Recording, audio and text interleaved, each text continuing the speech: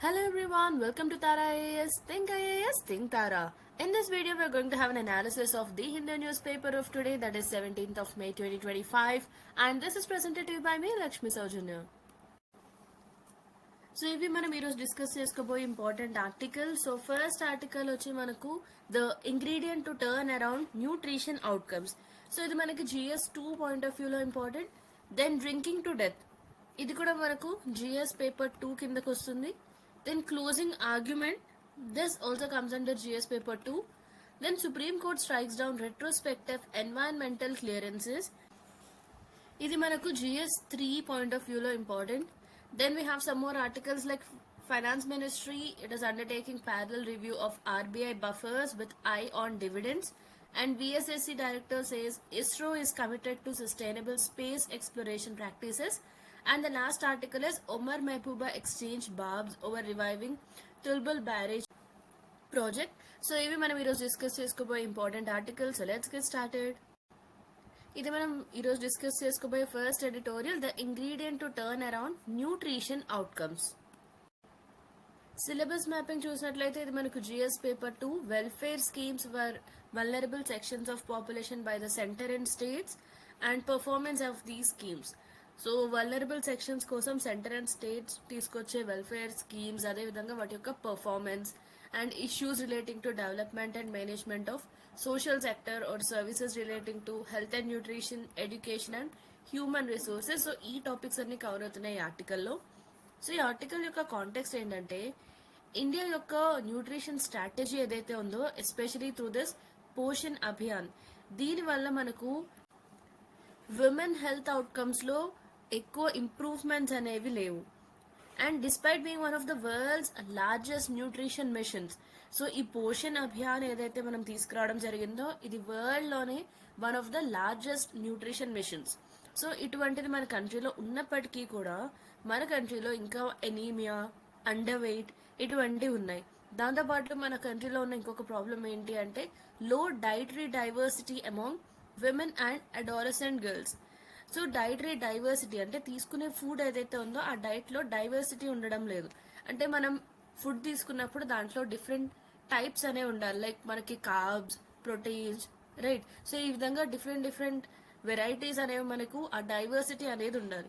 So ఆ dietary diversity తక్కువగా ఉంది, especially among women and adolescent girls, right. So this points to deeper social and economic determinants. So ఇది మనకి ఈ article యొక్క కాంటెక్స్ట్. దెన్ 2019 నుండి 21 వరకు ఉన్న డేటా ఏదైతే ఉందో, according to this NFHS 5 national Family Health survey 5. So ఇది ఇచ్చిన స్టాటిస్టిక్స్ ఏంటంటే, మన కంట్రీలో ఉన్న విమెన్, ఎస్పెషలీ 15 to 49 ఏజ్ మధ్య ఉన్న విమెన్ ఎవరైతే ఉన్నారో వీరిలో 57% దే ఆర్ ఎనిమిక్.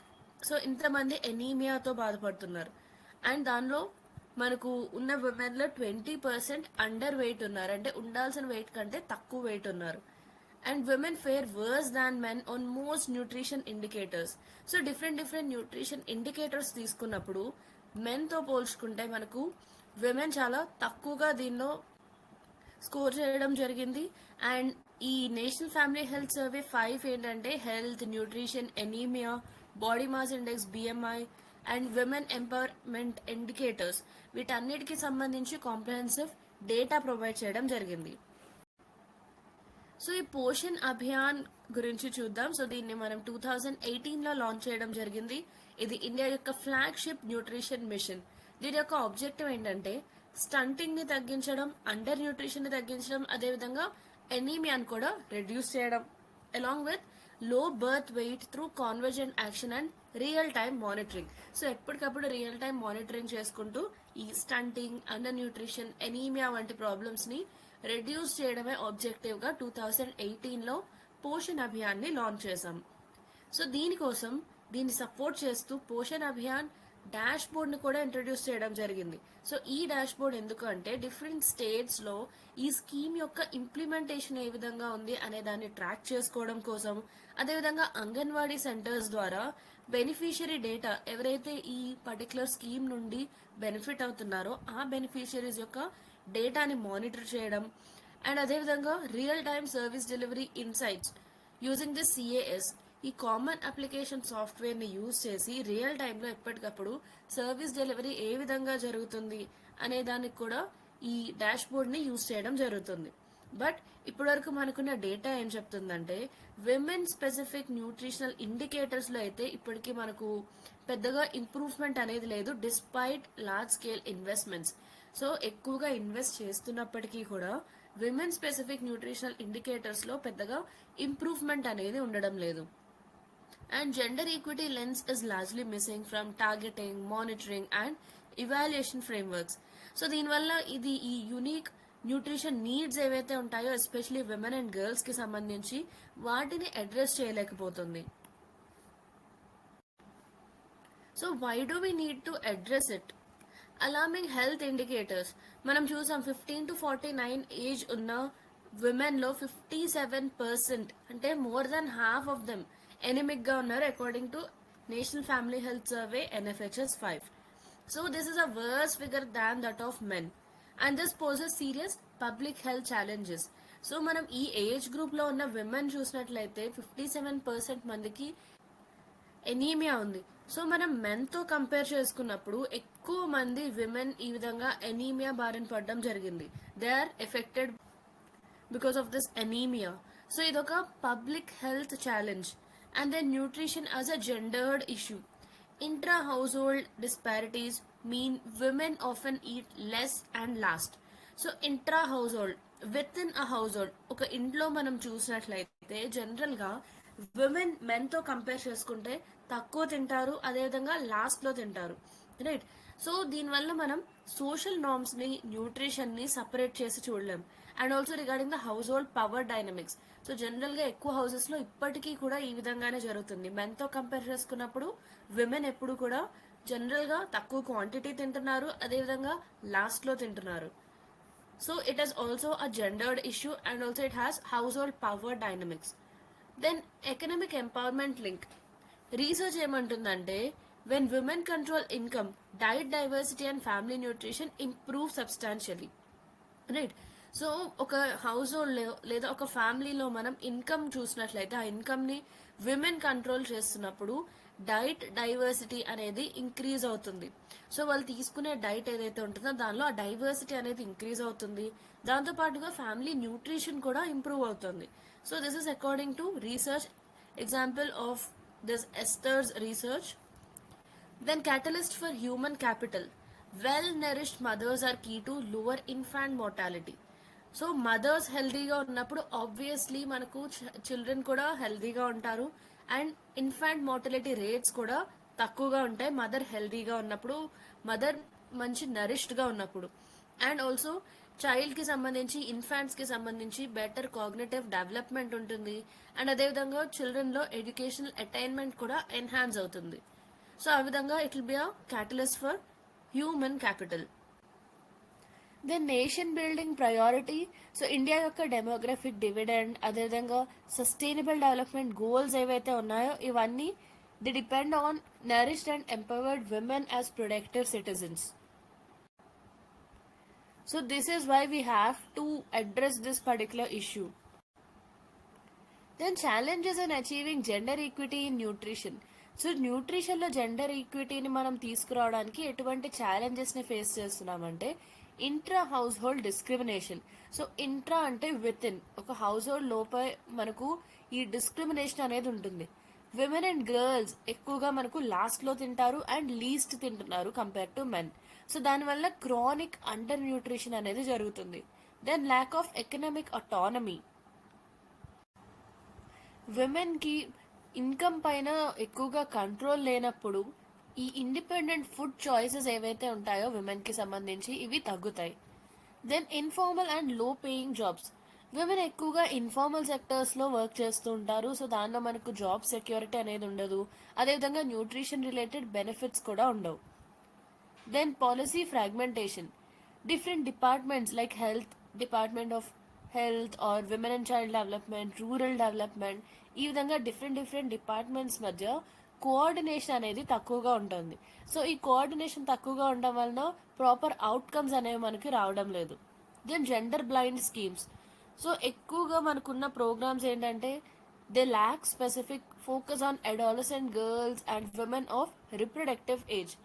సో క్లియర్గా ఈ అడల్సెంట్ గర్ల్స్ని రిప్రొడక్టివ్ ఏజ్లో ఉన్న ఉమెన్ని ఫోకస్ చేయడం లేదు మనకున్న programmes. Then care burden, unpaid domestic work.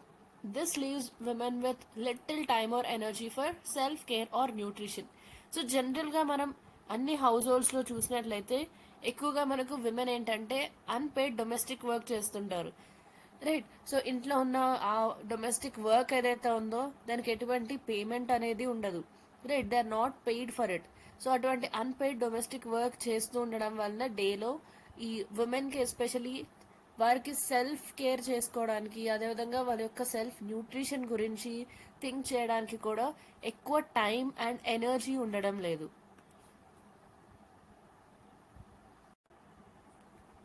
So ఇవి మనం న్యూట్రిషన్లో జెండర్ ఈక్విటీని తీసుకురావడానికి ఫేస్ చేస్తున్న ఛాలెంజెస్. సో ఈ ఉమెన్ యొక్క అండర్ న్యూట్రిషన్ ఉండడం వల్ల ఎంపవర్మెంట్ పైన, ఎకనామిక్ డెవలప్మెంట్ పైన ఎటువంటి ఇంపాక్ట్ ఉంటుందో చూద్దాం. It limits physical and cognitive capacity. So poor nutrition ఉన్నప్పుడు ఇట్ లీడ్స్ టు ఫ్యాటిగ్, లో stamina, poor mental focus. So దీనివల్ల ఏంటంటే విమెన్ ఎడ్యుకేషన్లో, స్కిల్ డెవలప్మెంట్లో, లీడర్షిప్లో ఎంగేజ్ అయ్యే ఆ ఎబిలిటీ అనేది తగ్గుతుంది. Healthy mind in a healthy body అంటాం. సో మన బాడీ హెల్దీగా ఉన్నప్పుడే మైండ్ కూడా బాగా పనిచేస్తుంది. సో ఈ విధంగా ఫుడ్ అనేది సరిగ్గా తీసుకున్నప్పుడు, ప్రాపర్ న్యూట్రిషన్ అనేది బాడీకి అందనప్పుడు సో ఏమవుతుంది, మనకు స్టామినా తక్కువగా ఉంటుంది, మెంటల్ ఫోకస్ తక్కువగా ఉంటుంది. సో దానివల్ల ఎడ్యుకేషన్లో ఉండొచ్చు, స్కిల్ డెవలప్మెంట్లో ఉండొచ్చు, లేదా లీడర్షిప్ ఇష్యూస్లో కూడా మనకు విమెన్ యొక్క ఎబిలిటీ అనేది తగ్గుతుంది. Then it reduces workforce participation and earning potential. Nutritionally weak ఉన్న విమెన్ ఏంటంటే లేబర్ ఫోర్స్లో పార్టిసిపేట్ చేయలేరు, especially in physically demanding jobs. So physical strength ఎక్కువగా డిమాండ్ చేసే జాబ్స్లో పార్టిసిపేట్ చేయలేకపోతారు, ఎందుకంటే వీరు ఆల్రెడీ న్యూట్రిషనలీ వీక్గా ఉన్నారు. So this reduces house hold income. So దానివల్ల హౌస్ హోల్డ్ ఇన్కమ్ అనేది తగ్గుతుంది, అండ్ దానివల్ల అగైన్ ఈ డైటరీ డైవర్సిటీ ఇవన్నీ కూడా రెడ్యూస్ అవుతాయి, and national economic productivity also reduces. Then weakens decision making power, poor health and dependency. దానివల్ల విమెన్ యొక్క బార్గెనింగ్ పవర్ ఏదైతే ఉంటుందో ఆ హౌస్ హోల్డ్లో అది కూడా మనకు రెడ్యూస్ అవుతుంది. So it curbs their say in matters like food allocation, child care and financial planning.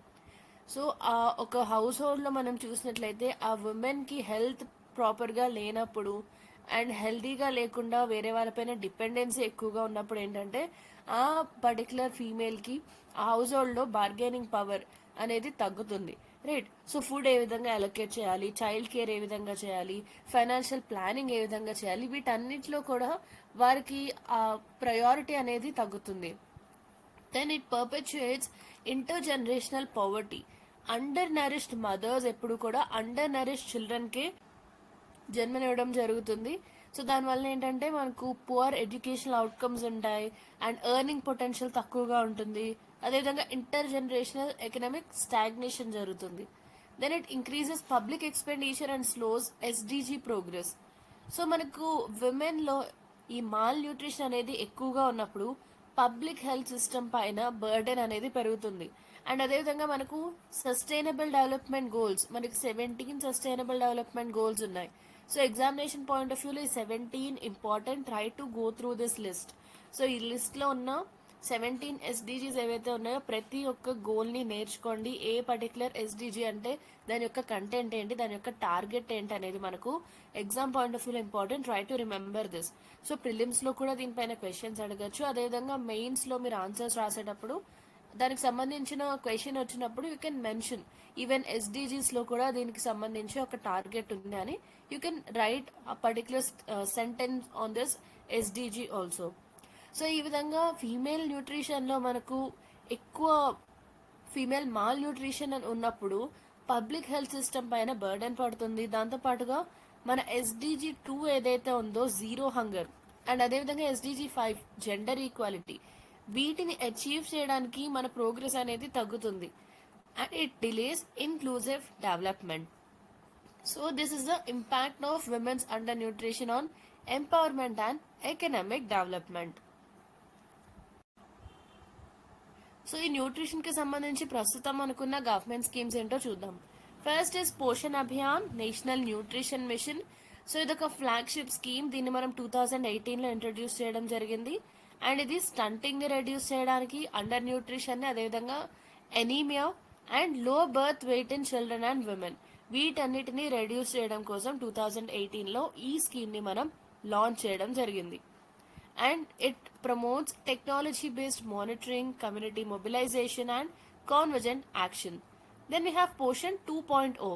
It's a merged version of schemes since 2021. So integrated nutrition support programme, దీనిలో మనకు anganwadi services, scheme for adults and girls and nutrition programme for pregnant and lactating mothers, వీటిని integrate చేయడం జరిగింది పోషన్ 2.0లో. So ICDS, integrated child development services. So ఇది ఒక long standing scheme. దీంట్లో supplementary nutrition, pre school education and health services to children under age of 6 and also mothers via anganwadi centres. So 6 years age కంటే తక్కువ ఉన్న children కి, అదేవిధంగా mothers కి anganwadi centres ద్వారా సప్లిమెంటరీ న్యూట్రిషన్ ని ప్రొవైడ్ చేయడం జరుగుతుంది. దాంతోపాటుగా pre school education and health services కూడా ప్రొవైడ్ చేస్తారు ఐసిడిఎస్ ద్వారా, that is Integrated child development Services. Then National Rural Livelihoods Mission. So దీని యొక్క ఆబ్జెక్టివ్ ఏంటంటే సెల్ఫ్ హెల్ప్ గ్రూప్స్ ద్వారా, అదేవిధంగా మైక్రో క్రెడిట్ అండ్ ఆంటర్ప్రెన్యూర్షిప్, వీటి ద్వారా రూరల్ విమెన్ ని ఎంపవర్ చేయడం. And this is key to enabling economic access to nutrition. Then MNREGA scheme, Mahatma Gandhi National Rural Employment Guarantee Act. So ఇది డైరెక్ట్ గా ఒక న్యూట్రిషన్ స్కీమ్ కాదు, బట్ ఇది రూరల్ ఇన్కమ్ ని, అదేవిధంగా ఫుడ్ సెక్యూరిటీని ఎన్హాన్స్ చేస్తుంది, particularly for women headed households. Then Janani Suraksha Yojana and Pradhan Mantri Matru Vandana Yojana. So దీని ద్వారా ఏంటంటే ఇన్స్టిట్యూషనల్ డెలివరీస్ కి ఫైనాన్షియల్ ఇన్సెంటివ్స్ అనేది ప్రొవైడ్ చేయడం జరుగుతుంది. దాంతోపాటుగా ప్రెగ్నెన్సీ అండ్ లాక్టేషన్ లో ఉన్న మదర్స్ ఎవరైతే ఉంటారో ఆ ఫీమేల్స్ కి న్యూట్రిషన్ సపోర్ట్ కూడా ప్రొవైడ్ చేయడం జరుగుతుంది. సో ఇవి ప్రస్తుతం మనకు న్యూట్రిషన్ కి సంబంధించి ఉన్న government schemes. Finally, what is the way forward? Ensuring gender equity in nutrition, convergent policy approach. So దీనిలో భాగంగా ఏంటంటే మనం nutrition, health, livelihood, social welfare schemes, వీటన్నిటిని కూడా ఇంటిగ్రేట్ చేయాలి. ఫర్ ఎగ్జాంపుల్ పోషన్ 2.0ని ఎన్ఆర్ఎల్ఎంతో మనం ఇంటిగ్రేట్ చేయొచ్చు. Then women's economic empowerment, equal వేజెస్ని ఎన్ష్యూర్ చేయాలి. అండ్ అదేవిధంగా విమెన్ ఎక్కువగా ఫార్మల్ ఎంప్లాయ్మెంట్లో ఎంకరేజ్ చేయాలి. And credit and social protection కూడా ఈ విమెన్కి ప్రొవైడ్ చేయాలి. సో క్రెడిట్ యాక్సెస్ని పెంచాలి. దాంతోపాటుగా విమెన్కి సోషల్ ప్రొటెక్షన్ని కూడా మనం ఎన్హాన్స్ చేయాలి. Then gender sensitive targeting. So మనకున్న న్యూట్రిషన్ స్కీమ్స్ అన్నిటిలో కూడా అడాలసెంట్ గర్ల్స్ అండ్ విమెన్ ఎక్కువగా ప్రయారిటైజ్ చేయాలి with disaggregated data tracking. Then leverage community platforms. So మనకున్న అంగన్వాడీ సెంటర్స్, అదేవిధంగా సెల్ఫ్ హెల్ప్ గ్రూప్స్ ఏవైతే ఉంటాయో వీటిని మనం న్యూట్రిషన్ అవేర్నెస్ అండ్ లైవ్లీహుడ్ సపోర్ట్ని ప్రొవైడ్ చేయడానికి వీటిని యూజ్ చేయొచ్చు. Then behavioural change campaigns. So promote equal food access within house holds through mass media and local mobilisation efforts. So మనం మాస్ మీడియాని యూజ్ చేసుకోవడం ద్వారా, అదేవిధంగా లోకల్గా మొబిలైజేషన్ ఎఫర్ట్స్ ద్వారా equal food access within households. So మనం చూసాం within a household men and women కి సంబంధించి ఫుడ్ ఇంటేక్ ఏ విధంగా ఉంటుంది, రైట్? విమెన్ తక్కువగా తింటున్నారు, అదేవిధంగా లాస్ట్లో తినడం జరుగుతుంది అని. సో ఆ విధంగా కాకుండా ఎటువంటి జెండర్ డిఫరెన్స్ లేకుండా ఈక్వల్ ఫుడ్ యాక్సెస్ ఉండాలి with in a house hold అని ఈ విధంగా మనం అవేర్నెస్ అనేది తీసుకొచ్చి బిహేవియరల్ చేంజ్ క్యాంపెయిన్స్ తీసుకురావాల్సి ఉంటుంది. So this is the way forward. Now let's have a look at our mains question. Gender inequity in nutrition is both a cause and a consequence of social injustice. So న్యూట్రిషన్లో gender inequity ఉండడం అనేది మనకు social ఇంజస్టిస్కి ఒక cause and దాని యొక్క consequence కూడా. So discuss this in context of India's nutrition policy framework. So దీనికి సంబంధించిన ఆన్సర్ని 250 వర్డ్స్లో రాయడానికి ట్రై చేయండి. And if you have any doubts mention in the comment section below. Now let's move forward to the next article. మన next article drinking to death. ఇది GS paper 2 governance and regulatory mechanisms and issues relating to poverty and inequality. So ఈ topics cover అయితే ఈ ఆర్టికల్లో. So దీని యొక్క context ఏంటంటే, recent గా మనం అమృత్సర్ పంజాబ్ లో ఇల్లిసిట్ లిక్కర్ ట్రాజడీ గురించి విన్నాం. సో దీనిలో అట్లీస్ట్ 23 పర్సన్స్ తమ యొక్క లైఫ్ ని కోల్పోవడం జరిగింది. So this under scores a repetitive pattern of poverty, boot legging and governance failure. So దీన్ని ఎక్కువగా హూజ్ ట్రాజడీస్ అని రిఫర్ చేయడం జరుగుతుంది. సో ఇవేంటంటే ఎక్కువగా మిథనాల్ అడల్ట్రేషన్ ద్వారా జరుగుతుంది by illegal brewers exploiting socio-economic vulnerabilities and institutional loopholes. So ఈ పర్సన్స్ కున్న సోషియో ఎకనామిక్ వల్నరబిలిటీ, అదేవిధంగా ఇన్స్టిట్యూషనల్ గా మనకున్న లూప్ హోల్స్ ని యూజ్ చేసుకొని ఈ ఇల్లీగల్ బ్రూవర్స్ ఎవరైతే ఉన్నారో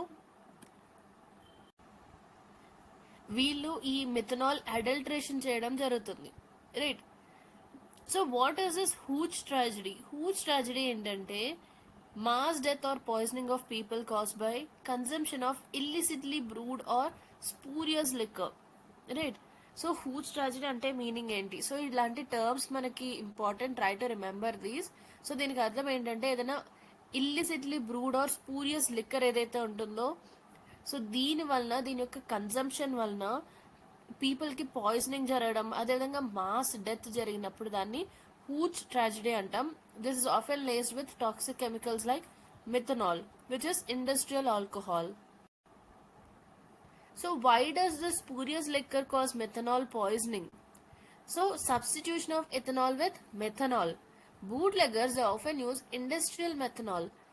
So ఈ పర్టిక్యులర్ ఇండస్ట్రియల్ మెథనాల్ ఏదైతే ఉందో ఇది ఒక cheap alternative and it also increases the potency of hooch. So methanol అనేది చాలా పాయిజనస్, కానీ ఇది ఇథనాల్ లాగే ఉంటుంది చూడడానికి, అదేవిధంగా స్మెల్ కూడా. సో దానివల్ల దీన్ని డిటెక్ట్ చేయడం అనేది కష్టం. Then dilution errors.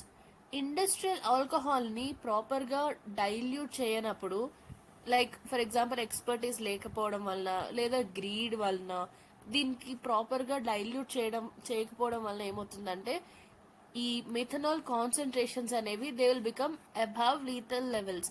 సో ఉండాల్సిన దానికంటే ఎక్కువ లెవెల్స్ లో ఉండడం జరుగుతుంది. సో ఈ విధంగా డైల్యూషన్ ఎర్రర్స్ వల్ల కూడా ఇటువంటివి జరుగుతాయి. Then unregulated access. మిథనాల్ అనేది ఇండస్ట్రీస్ లో లీగల్ గా యూజ్ చేయడం జరుగుతుంది, బట్ దీనికి సంబంధించి స్ట్రిక్ట్ ట్రాకింగ్ అనేది ఉండడం లేదు. సో దానివల్ల ఏంటంటే it gets easily pilfered and diverted into the liquor black market. So ప్రాపర్గా స్ట్రిక్ట్ ట్రాకింగ్ లేకపోవడం వల్ల ఇది అక్కడ నుండి డైవర్ట్ అయ్యి ఈ ఇల్లీగల్ లిక్కర్ బ్లాక్ మార్కెట్లోకి ఇది రీచ్ అవుతుంది. Then economic and social factors behind whose consumption. It is poverty and affordability. Legal liquor ఏంటంటే చాలా ఎక్స్పెన్సివ్గా ఉంటుంది, బట్ ఈ హూజ్ ఏంటంటే చీప్గా ఉంటుంది. అండ్ డైలీ వేజ్ ఎర్నర్స్ ఎక్కువగా దీన్ని చూస్ చేసుకుంటారు, ఎందుకంటే ఇది ఒక లో కాస్ట్ మెకానిజం కాబట్టి. Then alcohol dependence.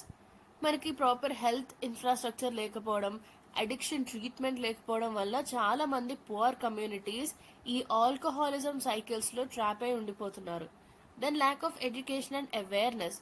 విక్టిమ్స్ ఎక్కువగా ఇటువంటి స్పూరియస్ ఆల్కహాల్ ఏదైతే ఉంటుందో దాన్ని తీసుకోవడం వల్ల ఎటువంటి హెల్త్ రిస్క్స్ ఉంటాయి అనే ఆ అవేర్నెస్ ఉండడం లేదు. Then social marginalization.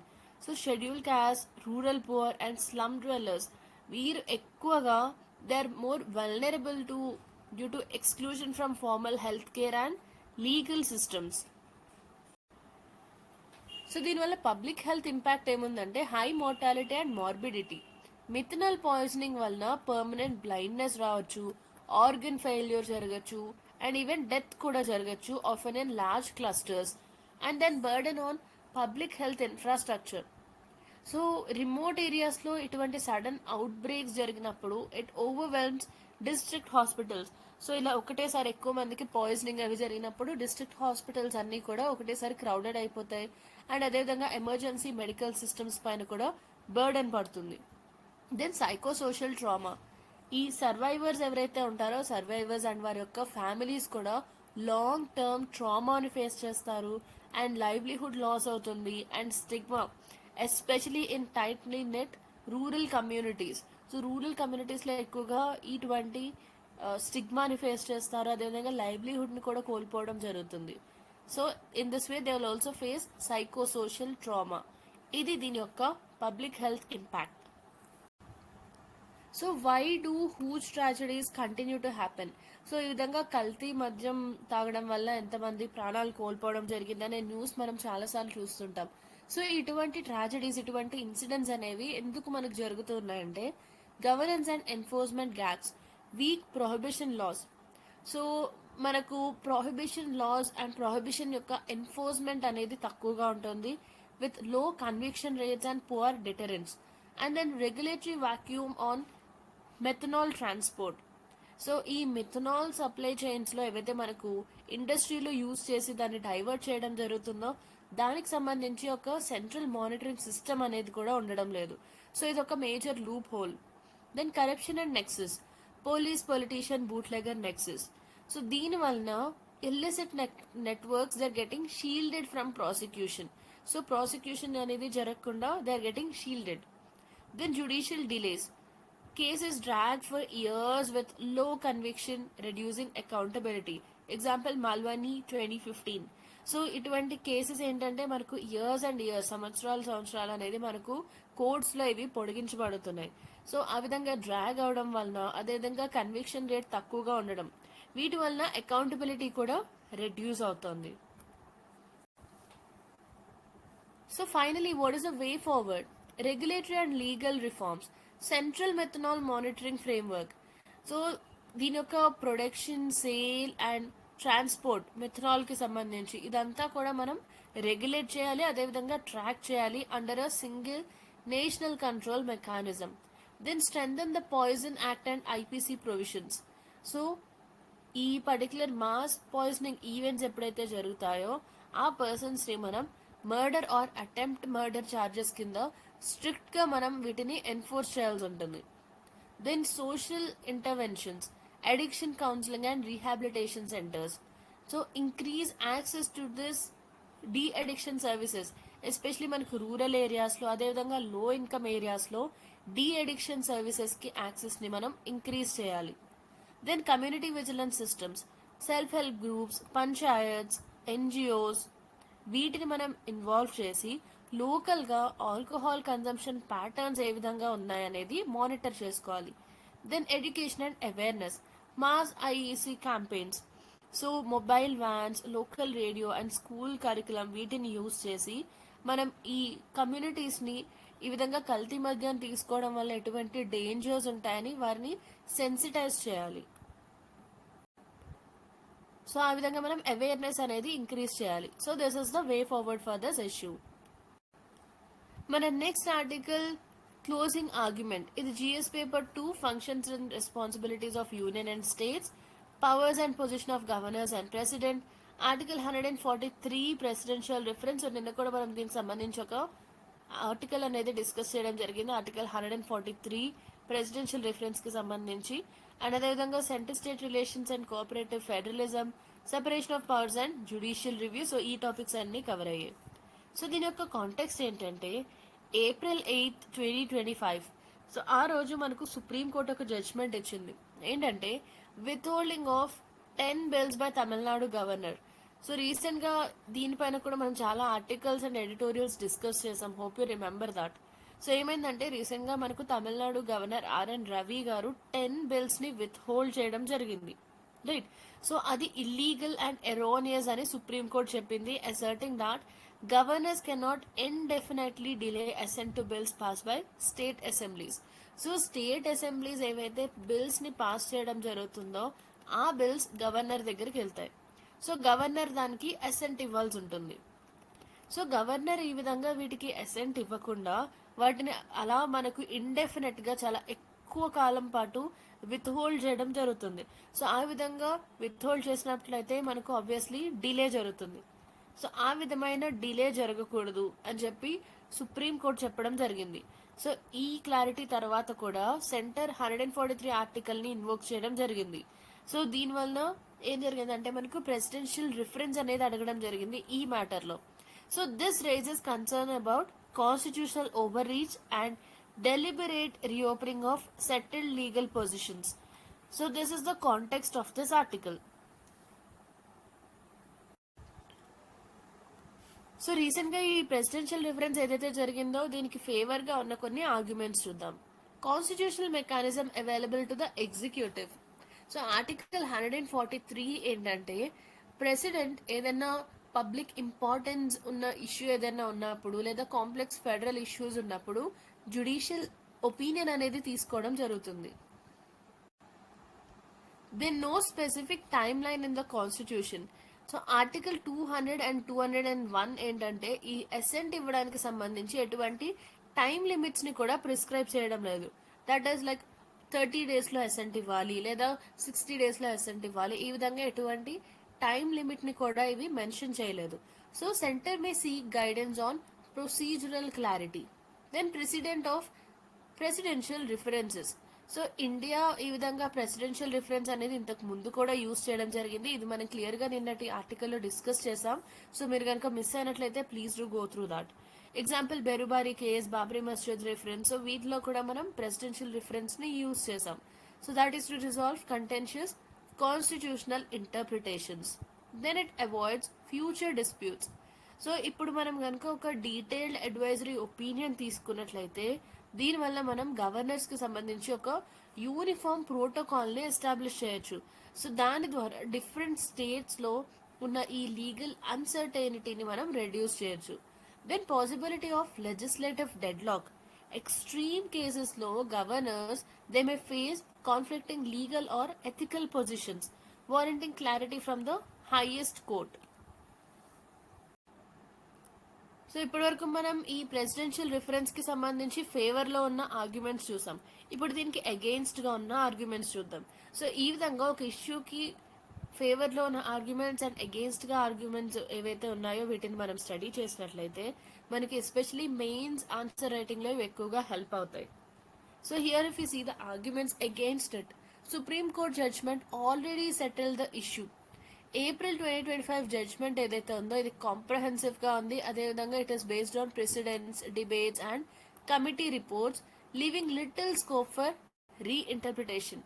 So already Supreme Court judgment ఈ ఇష్యూని సెటిల్ చేసేసింది. Then it undermines judicial finality. So judgment తర్వాత ఈ విధంగా ఒపీనియన్ అడగడం అనేది it's a dangerous president, weakening public faith in judicial authority. Then politically motivated action. So ఇది ఏమంటుందంటే సెంటర్ ఈ విధంగా గవర్నర్స్ ఆఫీస్ ని స్టేట్ లెజిస్లేషన్ ని అబ్స్ట్రక్ట్ చేయడానికి ఒక ఇన్స్ట్రుమెంట్ గా యూజ్ చేయొచ్చు అనే కన్సర్న్స్ కూడా ఉన్నాయి. Then it violates federal spirit, indefinite bill delays. So ఇది legislative sovereignty of elected state assemblies. So it interferes with it. So elected state assemblies ఏవైతే ఉంటాయో వాటికి ఉన్న లెజిస్లేటివ్ సోవర్నిటీతో ఈ విధమైన బిల్ డిలేస్ అనేవి ఇంటర్ఫియర్ అవుతున్నాయి, right.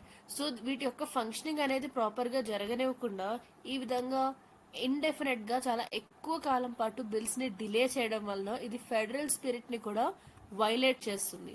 Then no legal binding value. ఈ ఆర్టికల్ 143 కింద జ్యుడిషియరీ ఏదైతే అడ్వైజ్ ఇవ్వడం జరుగుతుందో అది కేవలం అడ్వైజరీ మాత్రమే అండ్ ఇది బైండింగ్ కాదు. సో ఈ ఒపీనియన్స్ ఏవైతే ఉన్నాయో జ్యుడిషియల్ ఒపీనియన్స్ ఇవి కేవలం అడ్వైజరీ, అంటే దాన్ని ఫాలో అవ్వచ్చు అవ్వకపోవచ్చు, ఇవి బైండింగ్ కాదు. సో దానివల్ల ఏమవుతుందంటే it is making this move ineffective for legal closure. So these are the arguments against presidential reference. Finally, what is the way forward? Implement Supreme Court's ruling in letter and spirit. So ఈ judgement ఏదైతే ఉందో దీన్ని centre binding గా తీసుకోవాలి, not just pursue it as a parallel process. Then introduce constitutional amendment if needed. So ఈ assent కి సంబంధించి especially under article 200 దీనిలో ఎటువంటి ప్రొసీజరల్ అబ్యూస్ జరగకుండా క్లియర్ టైమ్ లైన్స్ అనేవి మెన్షన్ చేయాలి. సో దీనికోసం అవసరమైతే కాన్స్టిట్యూషనల్ అమెండ్మెంట్ అంటే మన రాజ్యాంగానికి సవరణ చేయాల్సి వస్తే we have to introduce a constitutional amendment 2. Then strengthen cooperative federalism, institutionalise consultative mechanisms. So ఇటువంటి డిస్ప్యూట్స్ లేదా ఇష్యూస్ వచ్చినప్పుడు వాటిని డిస్కస్ చేసి రిజాల్వ్ చేసుకోవడం కోసం ఇంటర్ స్టేట్ కౌన్సిల్ లాంటి కన్సల్టేటివ్ మెకానిజమ్స్ ని కూడా మనం స్ట్రెంథెన్ చేయాల్సి ఉంటుంది. Then depoliticise governor's role. Governor ఒక న్యూట్రల్ కాన్స్టిట్యూషనల్ అథారిటీగా ఉండాలి, but not a political tool. We have to ensure this. మన next article, Supreme Court strikes down retrospective environmental clearances. ఇది GS paper 3 environmental conservation degradation. EIA అంటే environmental impact assessment, sustainable development and legal framework. So దీని కిందకు వస్తుంది. So దీని యొక్క context ఏంటంటే Supreme Court ఒక ల్యాండ్ మార్క్ జడ్జ్మెంట్ ఇవ్వడం జరిగింది. సో దీనిలో ఏంటంటే granting ex post facto environmental clearances అంటే రెట్రోస్పెక్టివ్ గా ఆల్రెడీ స్టార్ట్ అయిన లేదా కంప్లీట్ అయిన ప్రాజెక్ట్స్ కి ఎన్వైరన్మెంటల్ క్లియరెన్సెస్ ఇవ్వడం అనేది ఒక గ్రాస్ ఇల్లీగాలిటీగా చెప్పడం జరిగింది. So it struck down 2017 and 2021 office memorandums. So దీనిలో ఏంటంటే ఇటువంటి పోస్ట్ క్లియరెన్స్ పర్మిషన్స్ ఇవ్వడం జరిగింది. సో వాటిని స్ట్రైక్ డౌన్ చేసింది Supreme Court, stating that these violate basic principles of environmental jurisprudence. So ఇది ఈ ఆర్టికల్ యొక్క కాంటెక్స్ట్. ఈ జడ్జ్మెంట్ యొక్క ఇంపార్టెన్స్ ఏంటో చూద్దాం. It upholds the rule of law. So ఈ జడ్జ్మెంట్ ఏంటంటే it declares illegal constructions or projects began without clearance cannot be legalized retrospectively. అంటే ఏదైనా ఒక ఇల్లీగల్ కన్స్ట్రక్షన్ లేదా ఒక ఇల్లీగల్ ప్రాజెక్ట్ ఫస్ట్ క్లియరెన్స్ లేకుండా స్టార్ట్ చేసి తర్వాత దాన్ని లీగలైజ్ చేయడం అనేది చేయకూడదు. Then it strengthens environmental governance. So ఇదేమంటుందంటే ఈ ఈఐఏ నార్మ్స్ ఏవైతే ఉన్నాయో వీటిని ప్రొయాక్టివ్ గా అప్లై చేయాలి. Ensuring that impact assessments precede project approvals. So project కి అప్రూవల్ ఇచ్చేదానికంటే ముందే ఈ ఇంపాక్ట్ అసెస్మెంట్స్ అనేవి చేయాల్సి ఉంటుంది. Then it reinforces judicial precedents. So it aligns with Common Cause 2017 ruling and reiterates court's commitment to precautionary principle. So Supreme Court ఎప్పుడు కూడా ఈ ప్రికాషనరీ ప్రిన్సిపల్ కి కమిట్ అయి ఉంది. సో దాన్నే మళ్ళీ మనకు రేట్రేట్ చేయడం జరిగింది. Then it limits executive overreach. So it strikes down government memorandums that circumvent statutory procedures, restoring institutional accountability. So government memorandums ఏవైతే స్టాట్యుటరీ ప్రొసీజర్స్ ని ఫాలో అవ్వకుండా ఈ మెమరాండమ్స్ ని ప్రొవైడ్ చేయడం జరిగిందో వాటిని స్ట్రైక్ డౌన్ చేయడం జరిగింది. Restoring institutional accountability. Then it deters environmental violations. So it sends a strong message to industries and developers against commencing projects illegally, right? So that it can prevent fait accompli tactics. So కొన్ని industries and developers ఏంటంటే projects ని illegal గా start చేసి తర్వాత ఈ విధంగా legalise చేయడం జరుగుతుంది రెట్రోస్పెక్టివ్ గా. సో అటువంటివి జరగకుండా కూడా ఇదొక స్ట్రాంగ్ మెసేజ్ ని ఇస్తుంది. సో ఇది ఈ జడ్జ్మెంట్ యొక్క సిగ్నిఫికెన్స్ లేదా importance. Then EIA environment impact assessment. So EIA అంటే ఏంటంటే ఒక పర్టికులర్ ప్రాజెక్ట్ లేదా డెవలప్మెంటల్ యాక్టివిటీకి అప్రూవల్ ఇచ్చే ముందు దాని యొక్క ఎన్వైరన్మెంటల్ కాన్సిక్వెన్సెస్ ఏమున్నాయి అనే దాన్ని ఇవాల్యుయేట్ చేసే ప్రాసెసే EIA. Coming to the legal basis, it is governed under environmental protection act of 1986 and దీన్ని ఈఐఏ నోటిఫికేషన్ 2006 ద్వారా ఇంప్లిమెంట్ చేయడం జరుగుతుంది by ministry of environment, forest and climate change. So దీని యొక్క ఆబ్జెక్టివ్ ఏంటంటే డెవలప్మెంట్ సస్టైనబుల్ గా ఉండేలా చూసుకోవడం అండ్ అదేవిధంగా ఒక ప్రాజెక్ట్ యొక్క ఎన్వైరన్మెంటల్ ఇంపాక్ట్స్ ఏవైతే ఉండబోతున్నాయో దాన్ని ఐడెంటిఫై చేయడం, ప్రెడిక్ట్ చేయడం, అదేవిధంగా అసెస్ చేయడం. Then propose mitigation strategies before the project starts. So project కి మనం అప్రూవల్ ఇచ్చే ముందే ఈ అసెస్మెంట్ చేయడం జరుగుతుంది. సో ప్రాజెక్ట్ స్టార్ట్ అవ్వక ముందే దానికి సంబంధించి ఏదైనా ఎన్వైరన్మెంటల్ కాన్సిక్వెన్సెస్ ఉన్నట్లయితే ఏ విధమైన మిటిగేషన్ స్ట్రాటజీస్ ని ఫాలో అవ్వచ్చు అనే దాన్ని కూడా ఇది ప్రపోజ్ చేయడం జరుగుతుంది.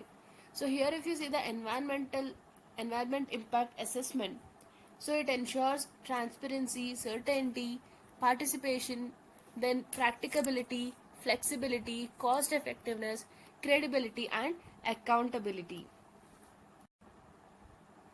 ఈ ఎన్వైరన్మెంటల్ ఇంపాక్ట్ అసెస్మెంట్ ఈఐఏలో కొన్ని స్టేజెస్ ఉంటాయి. సో ఈ స్టేజెస్ ఏంటో చూద్దాం. ఫస్ట్ వచ్చి స్క్రీనింగ్.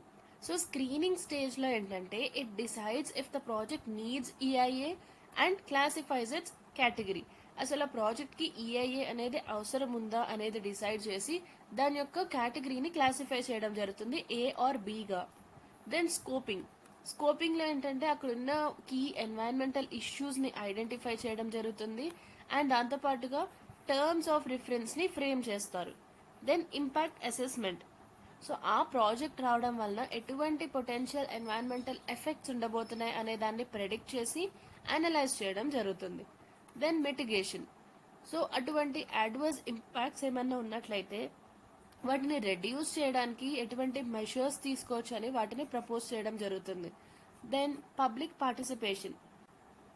కమ్యూనిటీ ఫీడ్బ్యాక్ ని తీసుకోవడం కోసం పబ్లిక్ హియరింగ్స్ ని కండక్ట్ చేయడం. సో ఆ విధంగా పబ్లిక్ పార్టిసిపేషన్ ని కూడా ఎన్హాన్స్ చేయడం. Then reporting. ఈ ఈఐఏ రిపోర్ట్ అనేది ప్రిపేర్ చేయడం including EMP and findings. Then decision making. So ఈ అథారిటీ ఏంటంటే ఈ రిపోర్ట్ ని రివ్యూ చేయడం జరుగుతుంది అండ్ క్లియరెన్స్ ని ఎదర్ గ్రాంట్ చేస్తుంది లేదా డినై చేస్తుంది. Then monitoring and compliance. So it ensures implementation of mitigation measures and legal compliance. So ఇది మనకు ఈఐఎల్లో ఉన్న డిఫరెంట్ స్టేజెస్. సో ఈ టాపిక్ కి సంబంధించిన ఒక ప్రిలిమ్స్ ఎంసీక్యూ చూద్దాం. Consider the following statements regarding EIA, that is environmental impact assessment. It is mandatory for all infrastructure projects in India.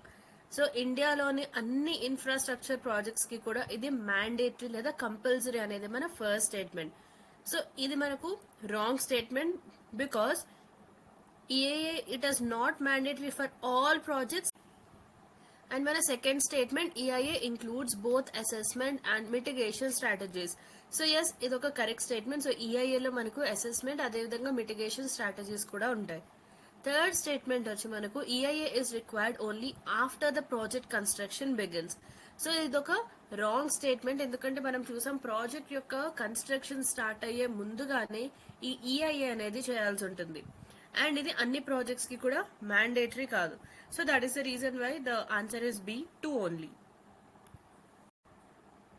మన next article, finance ministry undertaking parallel review of RBI buffers with eye on dividends.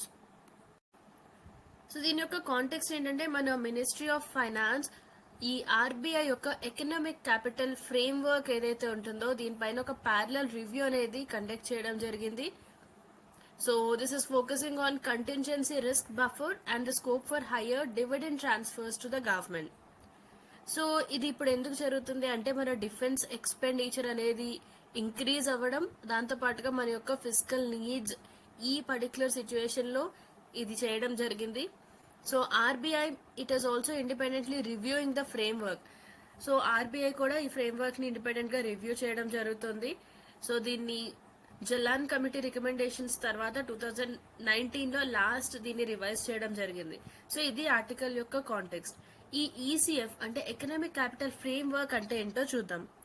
It determines appropriate capital RBI should maintain. So ECF అనే mechanism లో ఏంటంటే RBI ఎంత capital లేదా ఎంత reserves లేదా buffers ని maintain చేయాలనే దాన్ని డిటర్మైన్ చేస్తుంది. సో జలాన్ కమిటీ రికమెండేషన్స్ తర్వాత 2019 లో దీన్ని లాస్ట్ రివ్యూ చేయడం జరిగింది. సో దీని యొక్క ఆబ్జెక్టివ్ ఏంటంటే ఆర్బీఐ యొక్క ఫైనాన్షియల్ స్టెబిలిటీని, గవర్నమెంట్ ఏదైతే సర్ప్లస్ ట్రాన్స్ఫర్స్ కోసం డిమాండ్ చేయడం జరుగుతుందో ఆ డిమాండ్స్ ని రెండింటిని బ్యాలెన్స్ చేయడమే దీని యొక్క objective. Then contingency risk buffer. So ఇటువంటి టర్మినాలజీస్ మనకి ఎగ్జామినేషన్ పాయింట్ ఆఫ్ వ్యూలో important. Try to remember this definitions. So it's a part of RBI's reserves used as a cushion against financial risks or crisis. So ఏదైనా ఒక financial crisis లేదా risk వచ్చినప్పుడు ఈ RBI reserves ని use చేయడం జరుగుతుంది. దాన్ని మనం కాంటింజెన్సీ రిస్క్ బఫర్ అంటాం. సో జలాన్ కమిటీ ఏం రికమెండ్ చేసిందంటే ఇది ఆర్బీఐ యొక్క బ్యాలెన్స్ షీట్ లో 5.5 to 6.5% మెయింటైన్ చేయాలని రికమెండ్ చేసింది. సో మనకు ఈ కాంటింజెన్సీ రిస్క్ బఫర్ తక్కువగా ఉంది అంటే హై సర్ప్లస్ ని మనం గవర్నమెంట్ కి ట్రాన్స్ఫర్ చేయొచ్చు అని అర్థం. Then dividend or surplus transfer by RBI.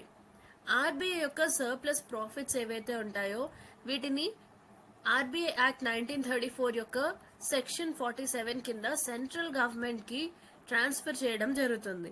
And ఈ ట్రాన్స్ఫర్ ఏదైతే ఉందో ఇది it depends upon the residual surplus after maintaining the reserves like CRB, right. So RBI దగ్గర ఉన్న ఈ ప్రాఫిట్స్ ఏవైతే ఉంటాయో, ఈ అమౌంట్ ఏదైతే ఉంటుందో దానిలో నుండి ఆర్బీఐ మెయింటైన్ చేయాల్సిన కొన్ని రిజర్వ్స్ ఉంటాయి, లైక్ కాంటింజెన్సీ రిస్క్ బఫర్ లాంటివి. సో వాటినన్నిటినీ మెయింటైన్ చేసిన తర్వాత మిగిలిన సర్ప్లస్ ఏదైతే ఉందో దాన్ని బట్టి దాని మీద డిపెండ్ అయ్యి ఈ ట్రాన్స్ఫర్ అనేది జరుగుతుంది టు ద సెంట్రల్ గవర్నమెంట్. మన next article, VSSC director says ISRO is committed to sustainable space exploration practices. So దీని యొక్క కాంటెక్స్ట్ ఏంటంటే, ఎవిన్స్ 2025 నేషనల్ కాన్ఫరెన్స్ లో VSSC director S Unnikrishnan Nair ఏమన్నారంటే, ఇస్రో యొక్క ongoing efforts like in developing eco friendly and sustainable launch vehicle technologies వీటిని highlight చేశారు. So focus is on reducing carbon footprint by using semi-cryogenic, cryogenic and liquid oxygen methane based propellants. So దీని వలన మనకేం తెలుస్తుందంటే, ఇటువంటి carbon foot print ని తగ్గించే ఈ విధమైన సెమీ క్రయోజెనిక్, క్రయోజెనిక్ లాంటి ప్రొపెలెంట్స్ యూజ్ చేయడం వలన ఇస్రో గ్రీనర్ స్పేస్ ప్రాక్టీసెస్ వైపు షిఫ్ట్ అవుతున్నట్లుగా మనకి తెలుస్తుంది. Then coming to this VSSC, that is Vikram Sarabhai Space Centre. So ఇది ఇస్రో యొక్క మేజర్ రీసెర్చ్ అండ్ డెవలప్మెంట్ లేదా R&D సెంటర్. సో ఇది ఎక్కడుంది అంటే, ఇది తిరువనంతపురంలో ఉంది, కేరళలో. అండ్ దీని యొక్క మెయిన్ ఫోకస్ ఏంటంటే launch vehicle design, development and propulsion systems. So ఈ గ్రీన్ ప్రొపెల్లెన్స్ అంటే ఏంటో చూద్దాం. గ్రీన్ ప్రొపెల్లెన్స్ అంటే ఎకో ఫ్రెండ్లీ ఫ్యూయల్స్, ఏవైతే తక్కువ ఎన్వైరన్మెంటల్ డ్యామేజ్ చేస్తాయో, ఏవైతే సేఫ్టీని ఎన్హాన్స్ చేస్తాయో వీటినే మనం ఎకో ఫ్రెండ్లీ ఫ్యూయల్స్ అంటాం. So examples which are used by ISRO use చేసే గ్రీన్ ప్రొపెలెంట్స్ కి కొన్ని ఎగ్జాంపుల్స్ చూసినట్లయితే, semi cryogenic propellants like liquid oxygen plus kerosene, ఇది సేఫ్, అదేవిధంగా ఎఫిషియెంట్ కూడా. Then cryogenic propellants liquid oxygen plus liquid hydrogen, దీన్ని మనం జిఎస్ఎల్విలో యూజ్ చేయడం జరుగుతుంది. So what is GSLV? It is geosynchronous satellite launch vehicle.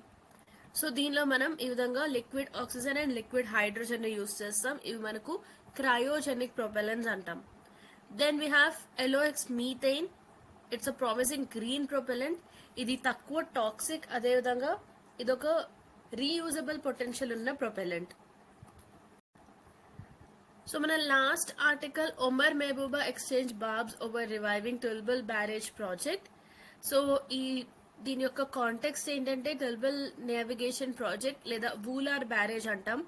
So this resurfaced in political discourse as Jammu and Kashmir chief minister Omar Abdullah called for its revival. So recent గా Jammu and Kashmir లో Pahalgam terror attack జరిగింది. And దాని తర్వాత India టెంపరీగా Indus water treaty ఏదైతే ఉందో దీన్ని టెంపరీగా సస్పెండ్ చేయడం కూడా జరిగింది. సో ఇటువంటి ఒక సిచ్యువేషన్ లో Jammu and Kashmir chief minister Omar Abdullah గారు ఈ వూలార్ బ్యారేజ్ ని రివైవ్ చేయాలి అని చెప్పడం జరిగింది.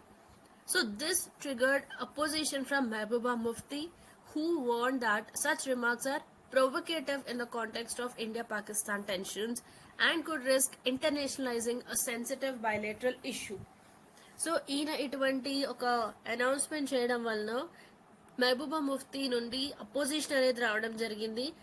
And Mehbooba Mufti want that ఇటువంటి రిమార్క్స్ అనేవి ఇప్పుడు జరుగుతున్న ఇండియా పాకిస్తాన్ టెన్షన్ సిచ్యువేషన్ లో చాలా ప్రొవోకేటివ్ గా ఉంటాయి. అండ్ అదేవిధంగా ఇది ఒక సెన్సిటివ్ బైలేటరల్ ఇష్యూ, అంటే టూ కంట్రీస్ మధ్య ఉన్న ఒక ఇష్యూ, ఈ టూ కంట్రీస్ సాల్వ్ చేసుకోవాల్సిన ఒక ఇష్యూ. సో ఇటువంటి ఒక సెన్సిటివ్ బైలేటరల్ ఇష్యూలో ఇటువంటి రిమార్క్స్ చేయడం వలన ఈ ఇష్యూ ఇంటర్నేషనలైజ్ అయ్యే ఛాన్స్ ఉంది అని. So this is the context of this article. So అసలు ఈ వూలార్ బ్యారేజ్ ఏంటో చూద్దాం. సో ఇది న్యూస్ లో ఉంది కాబట్టి దీని యొక్క జోగ్రఫికల్ లొకేషన్ కూడా మనకు ఎగ్జామినేషన్ పాయింట్ ఆఫ్ వ్యూలో important.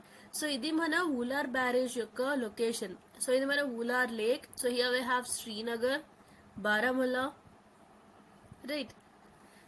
So just look at the geographical locations of map మనకు చాలా ఇంపార్టెంట్ ఎగ్జామినేషన్ పాయింట్ ఆఫ్ వ్యూలో. సో రీసెంట్ గా ఇది మనకు చాలా ఎక్కువగా న్యూస్ లో ఉంది కాబట్టి అక్కడున్న ప్లేసెస్, అదేవిధంగా అక్కడున్న water bodies like Wular lake and Wular barrage కూడా మనకు న్యూస్ లో ఉంది కాబట్టి you have to go through this map. So ఈ నావిగేషన్ ప్రాజెక్ట్ ఏంటంటే ఇది జేలం రివర్ పైన ఒక proposed barrage at the mouth of Wular lake in Baramulla district of Jammu and Kashmir.